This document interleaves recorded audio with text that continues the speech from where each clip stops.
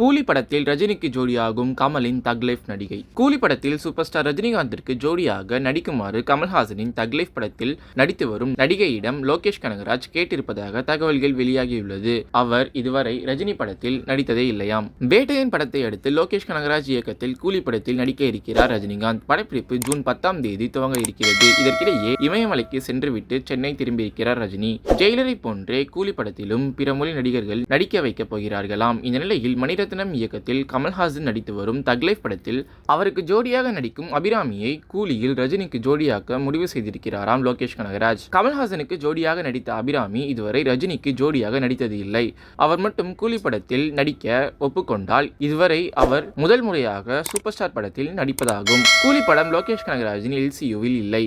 அதனால் படத்தில் எந்த பெண் கதாபாத்திரங்களையும் கொடூரமாக கொலை செய்ய மாட்டார் என நம்பப்படுகிறது. ஆனால் LCUவுக்கும் பெண் கதாபாத்திரத்திற்கும் தொடர்பு இல்லை. தன் படத்தில் ஒரு பெண் கதாபாத்திரத்தையாவது கொடூரமாக கொலை செய்வது லோக்கியின் ஸ்டைல் என ரசிகர்கள் கூறி வருகிறார்கள்.